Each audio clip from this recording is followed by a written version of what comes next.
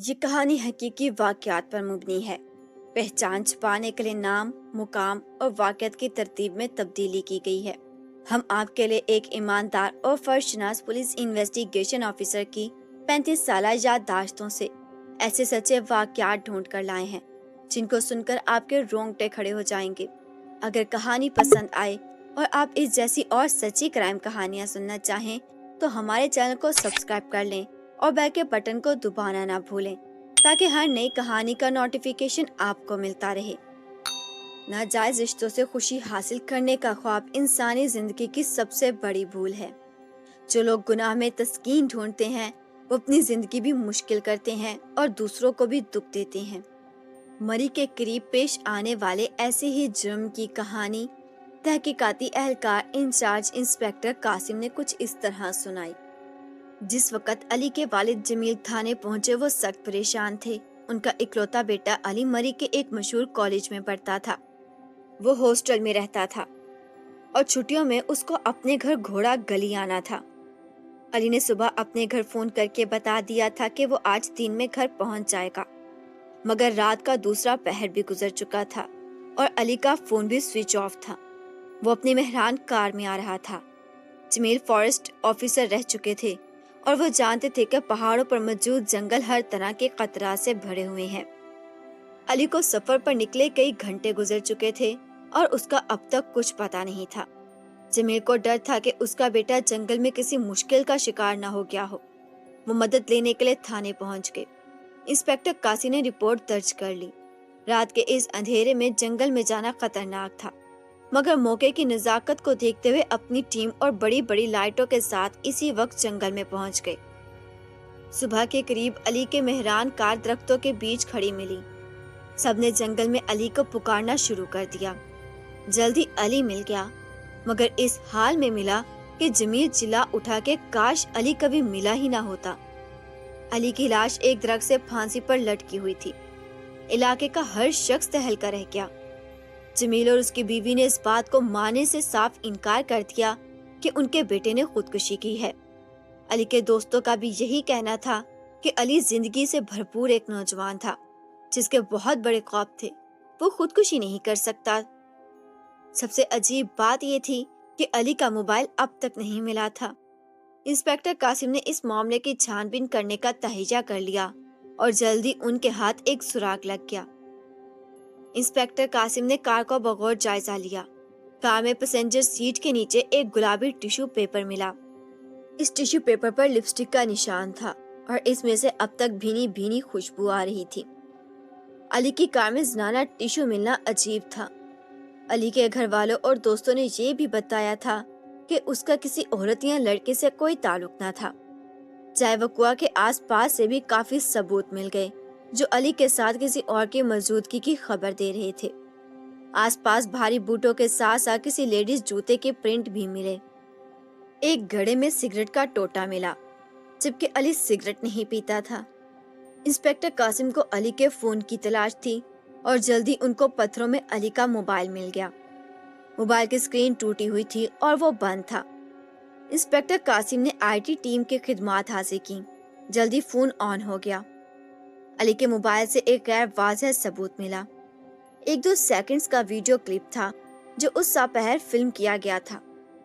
اس clip میں ایک مرد کا ہاتھ نظر آیا جس نے اپنی درمیانی انگلی میں چاندی کا چھلا اور شہادت کی انگلی میں سرخ عقیق کی انگوٹھی پہنی ہوئی تھی۔ اس کلپ میں کوئی آواز نہیں تھی، مگر اس سے یہ واضح ہو گیا تھا کہ اس دن علی کے ساتھ کوئی تھا، مگر وہ کون تھا؟ انسپکٹر قاسم نے وقوع کے وقت اس علاقے میں موجود تمام موبائل فونز کا ریکارڈ بھی نکلوایا۔ اس وقت وہاں 8 موبائل فون ایکٹیو تھے۔ انسپکٹر قاسم نے باری باری ان سب سے ملنے کا فیصلہ کیا اور جلد ہی وہ اپنے مطلوبہ شخص تک پہنچ گئے۔ اگر ویڈیو میں انہوں نے وہ ہاتھ نہ دیکھا ہوتا تو انہیں کبھی یقین نہ آتا کہ وہی علی کا قاتل ہے۔ ساجد خان زادہ علی کے کیمسٹری کے استاد تھے۔ جس وقت انسپکٹر قاسم نے ساجد کو دیکھا وہ اسی برانڈ کا سگریٹ پی رہا تھا جس کا ٹوٹا جائے وقوع پر ملا تھا۔ اس کی انگلی میں وہی چھلا اور انگوٹھی موجود تھی۔ انسپکٹر قاسم نے پروفیسر ساجد کو شبہ تک نہ ہونے دیا کہ وہ شک کے دائرے میں آ چکے ہیں۔ इंस्पेक्टर कासिम ने अली के बारे में मामूल के सवालात पूछे। चलते चलते इंस्पेक्टर कासिम ने अचानक ही पूछ लिया कि क्या आप भी उस दिन मरी से घोड़ा गली की तरफ गए थे? प्रोफेसर साजिद खानजादा की आंखों में एक लम्हे के लिए खौफ का रंग आया, मगर उसने खुद को फौरन संभाला और साफ इनकार कर दिया। इंस्पेक्टर कासिम को अब मजीद किसी सबूत की जरूरत नहीं थी। प्रोफेसर साजिद एक पढ़ा लिखा और काफी असर और रसूख रखने वाला शख्स था। उस पर बगैर वारंट के हाथ डालना केस को बिगाड़ सकता था। इसलिए इंस्पेक्टर कासिम वहां से खामोशी से आ गए, मगर वो चुप बैठने वालों में से नहीं थे। अगले दिन वो पूरी तैयारी के साथ साजिद के सामने मौजूद थे। साजिद ने काफी एहतजाज किया, अपने ताल्लुकात से डराया, मगर उसका सामना इंस्पेक्टर कासिम से हुआ था। लॉकअप में भी साजिद धमकियां दे रहा था, मगर जब इंस्पेक्टर कासिम ने उसके मोबाइल फोन की लोकेशन का रिकॉर्ड और उसके हाथ की वीडियो दिखाई तो यकदम साजिद की सारी अकड़ निकल गई। वो ढले हुए लट्ठे की तरह सफेद पड़ गया।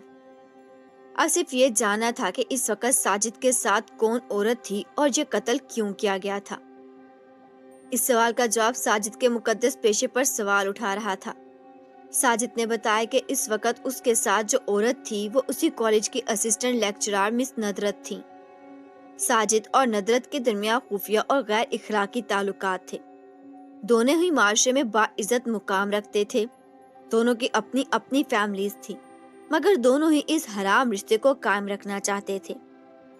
मरी में दोनों का खुलेआम मिलना खतरनाक होता जा रहा था। कॉलेज में भी उनके हवाले से चैम गोइयां होने लगी थीं।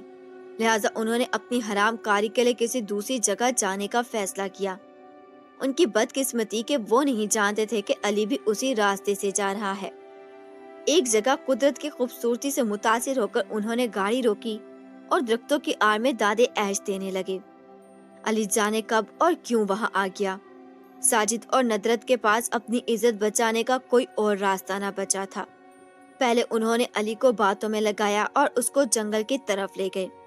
साजिद और नदरत को अंदाजा ही नहीं हुआ कि किस टाइम अली के मोबाइल का कैमरा ऑन हुआ और साजिद के हाथों की वीडियो बन गई। साजिद ने अली के पीछे जाकर अपनी टाई उसके गले में डाल दी और उस वक्त तक उसका गला दबाया जब तक वो मर नहीं गया। इसी दौरान तलबा अली का मोबाइल गिरकर टूट गया और उन्हें इल्म न हो सका। उसके बाद उन्होंने अली की गाड़ी से रस्सी निकाली और उसको लाश को दरख्त से लटका दिया। वो वापस मरी लौट आए। उनकी फैमिलीज में किसी को कुछ मालूम ही ना हुआ।